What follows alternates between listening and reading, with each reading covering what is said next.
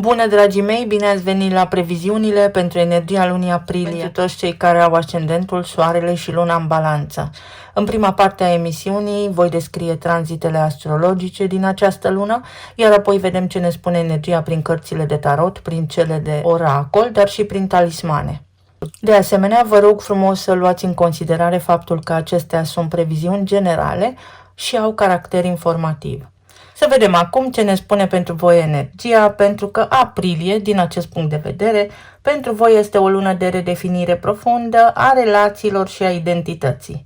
Dar nu într-un mod superficial sau romantic, vorbim mai degrabă despre un proces real de conștientizare a echilibrului dintre voi și ceilalți. Aprilie a debutat, de altfel, cu luna plină din balanță la voi pe casa întâi.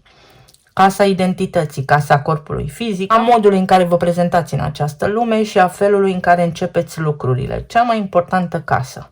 A fi, spune această casă, iar o lună plină aduce aici un moment de maximă vizibilitate și conștientizare. În acest moment este ca și când v-ați văzut foarte clar, fără filtre, dar în același timp, luna plină, pentru că a fost în opoziție cu casa a șaptea, ar fi putut să scoată la suprafață modul în care vă percepeți voi prin ceilalți. Posibil să fi conștientizat unde v-ați adaptat prea mult, unde ați dat prea mult sau unde ați evitat conflictul, unde ați pierdut din autenticitatea voastră pentru a menține un echilibru sau pentru a face un compromis. Iar acesta este fix momentul acela în care puteți conștientiza că așa nu mai funcționează lucrurile, că nu vă mai puteți defini doar prin ceilalți, nu mai puteți trăi doar pentru ceilalți. Aceste conștientizări vă împing către a vă schimba identitatea, către a vă schimba pe voi înșivă pentru a fi mai bine, pentru a avea parte de o viață frumoasă. Intrarea planetei Marte, care este planeta acțiunii, în semnul său de domiciliu, în Berbec, activează casa a șaptea, care este în opoziție cu casa voastră, cu casa întâi. Și aici vorbim despre relații, parteneriate și modul în care interacționați direct cu ceilalți. Marte aici aduce acțiune, mișcare, dar și tensiune. Relațiile pentru voi în această lună devin mai dinamice, mai directe, uneori posibil conflictuale, dar și mai sincere. Asta înseamnă că nu mai există spațiu sau poate toleranță pentru anumite situații pe care anterior ați preferat să nu le vedeți. Marte în casa a șaptea va forma pe parcursul acestei luni un extrem de bun aspect cu Uranus când își începe tranzitul prin Gemeni și intră în casa a noua. Iar acest aspect creează o legătură între relații și viziunea voastră asupra vieții.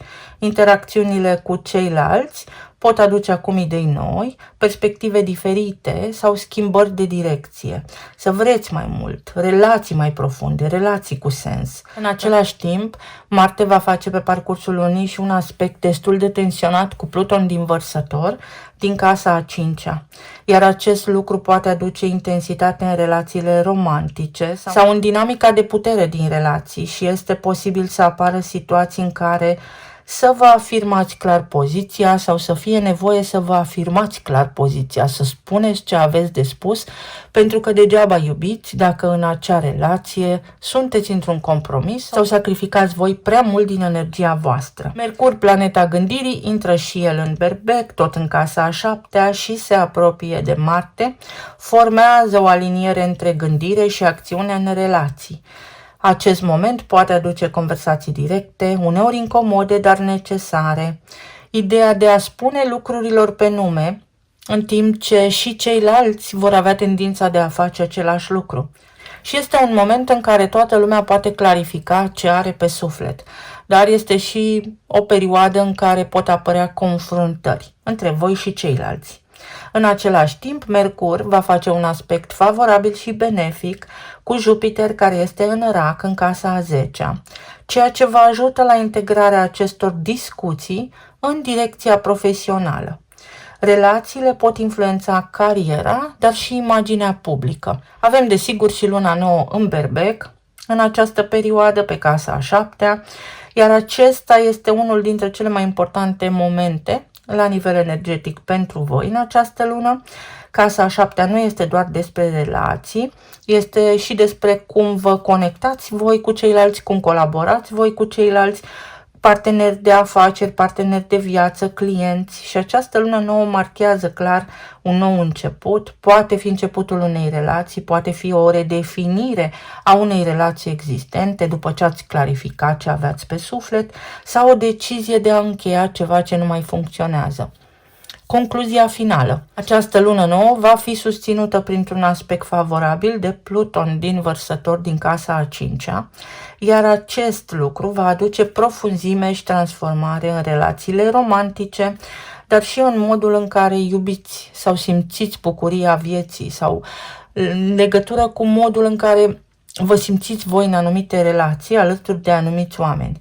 Și nu vorbim despre relații superficiale, vorbim mai degrabă despre conexiuni autentice care au un rol important în viața voastră. În foarte multe cazuri, acolo unde lucrurile au devenit platonice sau plate, apar schimbări în această lună sau veți fi voi împinși cumva energetic de la spate să faceți o schimbare benefică pentru a evolua sau pentru a lăsa loc sufletului să se bucure, pentru a putea avea altă relație care să vă ducă la un alt nivel energetic și în care să creșteți și să evoluați frumos. Când soarele intră în Taur, se activează casa 8-a, energia se mută într-o zonă mult mai profundă, pentru că această casa 8 are legătură cu transformarea, intimitatea, resursele comune și procesele emoționale intense. Tot în casa 8-a vorbim și despre banii celorlalți, vorbim și despre taxe, impozite, datorii, credite, partaj, succesiune și așa mai departe. Și după activarea relațională din prima parte a lunii, acum aveți prilejul să intrați în profunzime în situațiile, în chestiunile care vă frământă. Pentru că relațiile nu mai sunt doar despre interacțiune, vorbim aici despre a fi într-o relație alături de niște oameni în care să vă permiteți să fiți autentici, vulnerabili și să simțiți că primiți la schimb exact atât cât dați. Soarele va face și el un aspect favorabil tot cu Pluton, care este în Vărsător în casa a 5-a, iar asta aduce o schimbare profundă în modul în care iubiți și vă exprimați.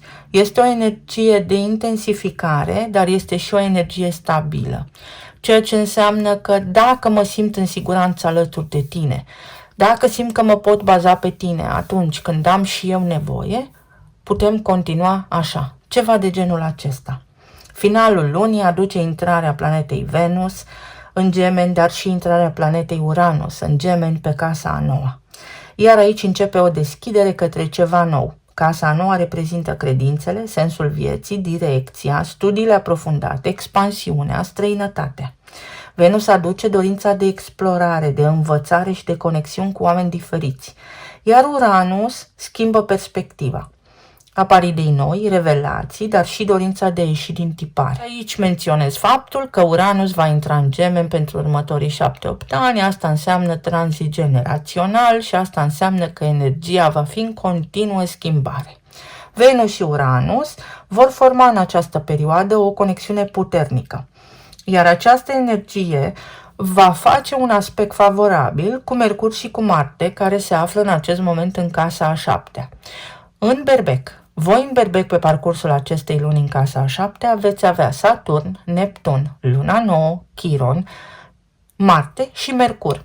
Adică această casă a relațiilor pentru voi va fi centrul, epicentrul energetic al acestei perioade. Relațiile vor fi sub lupă sau ceea ce se întâmplă în relațiile cu ceilalți, în raport cu ceilalți, vă va activa pe voi să vă transformați sau vă va activa pe voi în sens evolutiv. Mai concret de atât, relațiile devin un canal prin care vă schimbați viziunea asupra vieții. Practic, oamenii din viața voastră devin catalizatorii pentru evoluția voastră.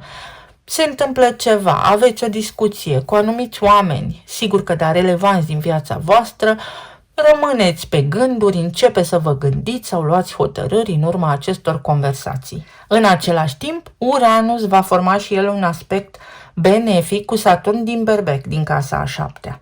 Ceea ce este foarte important, pentru că schimbările din relații nu vor fi haotice, deși poate vor părea așa. Mai degrabă vorbim despre situații care acum se pot declanșa, dar care au sens, pentru că pot duce la stabilitate dacă sunt gestionate corect și conștient.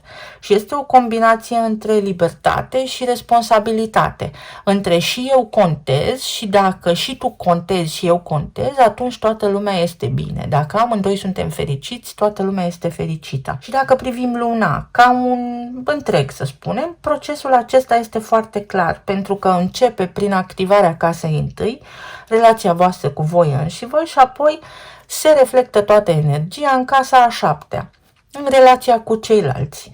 Soarele, când intră în casa a 8-a, vă aduce o senzație de siguranță și de stabilitate sau vă arată alături de cine vă simțiți în siguranță și alături de cine lucrurile sunt stabile. Cu siguranță apar tensiuni pe zona de relații prin această energie, cu siguranță pot apărea și decizii finale, cu siguranță pot apărea și concluzii, acolo unde anterior fie s-au evitat, fie nu era claritate.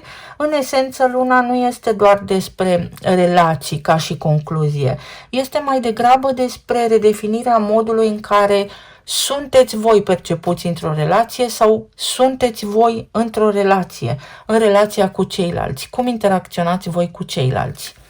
Și cât de mult permiteți, cât de mult oferiți, cât de mult vi se oferă la schimb. Să vedem acum ce ne spune și oracolul. Uranus în Gemeni, în casa a 9-a. În unele cazuri vorbim despre situații în care vocea voastră poate fi auzită peste granițe. În alte situații vorbim despre afaceri care poate în acest moment se pot extinde peste graniță. Vorbim despre planul internațional, despre străinătate, vorbim despre chestiuni legale, acolo unde, să spunem că anterior situația era confuză, acum poate apărea soluția aceea sclipitoare să rezolvați ceva. Vorbim despre un mod de a gândi mai atipic, vorbim despre elevarea gândirii, despre a ieși din rigiditatea unei, să spunem, relații tradiționale și a începe să priviți și relațiile și viața mai profund, acceptând poate oamenii așa cum sunt ei. Sunt fel și fel de situații, dar care toate au sens și caracter evolutiv. Și Jupiter care este în Rac și care va susține această perioadă, așa cum am menționat, în momentul în care va face aspect cu Mercur, ceea ce înseamnă carieră, profesie, statut social, prestigiu, autoritate sau chestiuni care se pot rezolva în legătură cu autoritățile. Mai poate fi vorba și despre faptul că acum elevul se transformă în profesor, își depășește condiția, vă puteți depăși condiția, poate unii dintre voi chiar sunteți profesori și luați ceva certificări sau examene și casa a 3-a sau vă hotărâți să învățați niște lucruri. Poate fi vorba și despre relocare, schimbare de domiciliu, cetățenie, schimbare, acte de identitate, tot felul de lucruri, dar care au sens pe termen lung în viața voastră.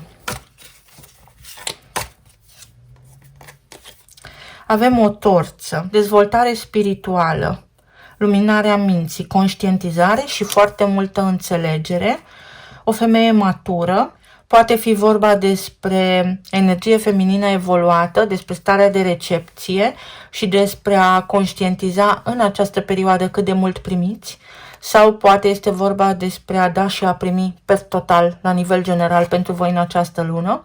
În alte cazuri este vorba despre interacțiunea cu o femeie matură, sau cu mama, sau cu modul de a gândi care a fost moștenit, să spunem, din generație în generație, pe linie maternă, și un bărbat corect. Iar aici este vorba despre relația cu energia masculină. S-ar putea să fie vorba despre yin-yang, energie masculină, energie feminină, cât dai, cât primești, cât faci, cât primești la schimb, cât inițiezi sau cât aștepți de la ceilalți. Poate fi pur și simplu, în cazul în care aveți copii, copilul care în această perioadă vă cere sfatul sau este o reuniune de familie, o reîntregire de familie, ceva de genul acesta. Hai să vedem pe zona de relații, plan material și emoțional. În unele cazuri, dacă vorbim la nivel de cuplu, atunci se pare că în această perioadă ies la suprafață următoarele lucruri, și anume, energia feminină este mai evoluată pentru că este mai intuitivă decât energia masculină și în acest context va fi strict alegerea voastră cât acceptați să dați, cât acceptați să primiți, sau poate este momentul să fiți ca un profesor pentru partenerii voștri de viață. La nivel de relație avem 5 de monede, cavalerul de monede, lumea și 6 de spade. Este un moment prielnic pentru concluzii. Este un moment prielnic în care pe zona de relații, acolo unde exista frica de abandon, aceasta să se dizolve în această perioadă, tocmai pentru că cineva conștientizează profunzimea relației și oferă stabilitatea de care este nevoie în acea relație. În cazul în care voi aveți nevoie de dovezi clare, de stabilitate, dacă oamenii de lângă voi sunt încă acolo, posibil să fie ceea ce trebuie. Voi veți ști mai bine cum vă simțiți în acele relații. Apare în alte cazuri o idee sau decizia finală să vă relocați, să vă mutați în străinătate sau înapoi în țara natală, tocmai din considerente financiare în unele cazuri sau pentru că este mai bine pentru voi ca și familie, ca și cuplu. În alte cazuri este vorba despre discuții. Discuții care anterior au fost evitate din teama de abandon, tocmai pentru a nu-i deranja pe ceilalți sau pentru a nu-l deranja pe celălalt, iar acum prindeți curaj și spuneți lucrurilor pe nume, fie ce o fi, indiferent ce s-ar întâmpla. Pot fi surprize, angajamente noi, soarele și regina de bâte, regele de cupe. În foarte multe relații, de îndată ce se pune punctul pe i și se clarifică situațiile, acestea vor fi prospere și vor fi autentice pe termen lung. Acolo unde există neclaritate, acolo unde există conflicte, aceste conflicte pot ieși în această perioadă la suprafață, lucru benefic de altfel, pentru că odată discutate lucrurile, cel puțin știți cum stau treburile și le puteți corecta în cazul în care există intenția de a susține, de a rămâne în acea relație. În alte cazuri apar vești favorabile pe zona financiară sau lucruri care sunt constructive pentru relația voastră. Se trece la o altă etapă. Veți avea unii dintre voi senzația de stabilitate, de cămin armonios, de siguranță emoțională și materială. O energie bună. Poate fi și o surpriza de a întâlni pe cineva, tocmai pentru că voi sunteți bine așa cum sunteți acum și nu sunteți în căutare. Atunci când omul nu caută, omul primește. Pentru că sunteți mulțumiți cu ceea ce aveți și asta înseamnă recunoștință. La nivel de plan material avem luna, avem 5 de bâte, asul de bâte, 7 de spade și 3 de cupe. La nivel de plan material aici, după o perioadă în care e posibil ca lucrurile să fi fost destul de neclare sau destul de complicate, ori la locul vostru de muncă, ori în colaborări, acum să prindeți curajul să spuneți ceea ce aveți pe suflet, iar ceea ce veți spune va aduce vouă o bucurie enormă. În unele cazuri s-ar putea să fie conflicte sau să aveți treabă să vă deranjeze exact personajele de aici. Ori voi să fiți personajele mature din poveste și să aveți de-a face cu oameni mai maturi, oameni care încă nu s-au copt și încă nu știu despre ce este vorba sau vă iau de-a gata, ori în alte cazuri este vorba despre o situație care crește, despre a trata lucrurile cu înțelepciune și în profunzimea lor sau despre a avea curaj. Curajul să începeți o activitate, curajul să faceți niște lucruri care vă aduc la nivel profesional și satisfacție personală. Pentru alții dintre voi poate fi o perioadă în care niște prieteni sau un prieten drag vă oferă niște informații despre, să spunem, un nou loc de muncă, despre câștiguri în plus. La nivel de anturaj aici, în cazul în care au existat bârfe, în cazul în care a existat un măr al discordiei, acesta este în această perioadă descoperit. Conflictele se pot dizolva prin discuții clare. 4 de bâte. Un nou loc de muncă sau un contract de muncă sau stabilitate la locul de muncă. Sau poate fi vorba despre o deplasare, o delegație, despre niște schimbări benefice, despre înscrierea la un curs. 10 de cupe. Se anunță o perioadă benefică la locul de muncă. O perioadă mai liniștită, o perioadă mai prosperă sau o perioadă în care vă ies lucrurile așa cum vă doriți voi. Poate mutarea în alt oraș, în altă țară, pentru un loc de muncă mai bun. Poate fi și acest lucru. La nivel emoțional avem 4 de bâte, cavalerul de cupe, regina de bâte și puterea. Iar asta înseamnă în felul următor: relaxare emoțională și evitarea rigidității, schimbarea de mentalitate, pentru că veți avea și tranzite pe casa a noua. Schimbarea aceasta de mentalitate vă deschide noi orizonturi și la nivel emoțional și la nivel mental sunt niște impulsuri, niște idei noi, niște senzații noi care vă pot transforma viața la 180 de grade. Trebuie doar să aveți încredere în acest proces al schimbării și să vă adaptați la anumite situații. Nu să rămâneți blocați în ceea ce credeați voi sau în credințe vechi. În altă ordine de idei, pentru unii dintre voi, în această lună vine o confirmare că lucrurile sunt stabile și că este ok, sunteți în siguranță dacă spuneți ce aveți pe suflet. De asemenea, energia aici atrage atenția asupra unui lucru foarte important. Încercați să nu intrați în lupte pentru putere, mai ales pentru că veți avea casa a 7 activă, pentru că aveți tranzite care pot produce tensiune, dar este tensiune de moment. Și ulterior s-ar putea să regretați pentru că ceea ce s-a întâmplat rămâne înregistrat. Este o certitudine că lucrurile se mențin într-o notă optimistă. La nivel de sănătate poate fi recuperarea. Recuperarea după o intervenție chirurgicală, recuperarea să vă simțiți mai bine la nivel de sănătate. 7 de bâte. Cu puțin efort. În alte cazuri este foarte clar mesajul. Nu te mai abține, nu mai interioriza ceea ce simți, spune ceea ce simți, indiferent de consecință, spune diplomat, pentru că altfel, în unele cazuri, se abuzează de efortul tău, de buna ta credință și ești luat de-a gata.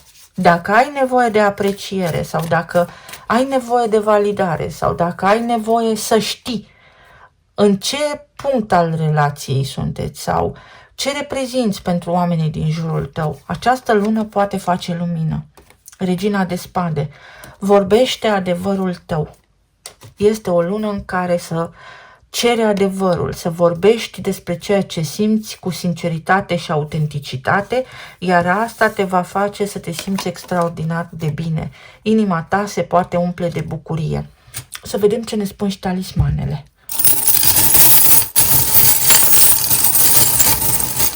Dacă nu spui ce ai pe suflet, te poți îmbolnăvi. Asta spune energia aici. Uite balanța, semnul vostru, tranzitele din casa a noua, așa cum am menționat, unde intră Venus și aduce oportunități. Arată că nu contează nici aspectul fizic, nu contează nici statutul, nu contează nici câte cărți ați citit, contează sufletul și contează cât de mult credeți voi în voi înșivă. Pentru unii dintre voi este un început și inițiatic spiritual, dar este și actul de curaj, impulsul necesar pentru a începe o nouă viață. Pentru alții dintre voi este confirmarea că lucrurile funcționează bine și că este doar o etapă în care poate oamenii cu care interacționați sau activitatea de la locul de muncă este cumva haotică, dar are sens și acest lucru. Prosperitate. Drumul noi se deschid pentru profesia voastră. Niște vești bune venite de la distanță sau vești despre noi posibilități, noi modalități de a rezolva niște lucruri, noi colaborări. Atenție la conversații, pentru că vom avea conjuncție între Mercur și Marte în această lună în Berbec și Berbecul spune, fără bariere.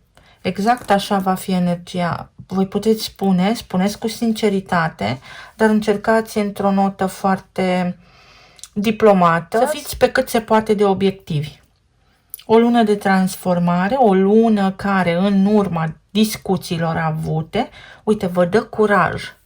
Ceva se aprinde, se întâmplă ceva bun și pe zona de relații, ceva se schimbă, poate fi o călătorie, poate fi evoluția. Evoluția cuiva, evoluția unui lucru. Se întâmplă ceva să vă iasă bine, un proiect.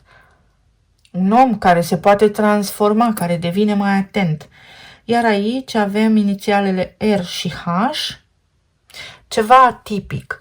În unele cazuri pentru voi situațiile s-ar putea să nu fie așa ca în situațiile tradiționale foarte des întâlnite, ci s-ar putea să fie situații mai rare, mai atipice, unde ideal ar fi să aveți răbdare, pentru că lucrurile se pot alinia și pot crește frumos. În altă ordine de idei, aici sunt chestiuni legate de timp.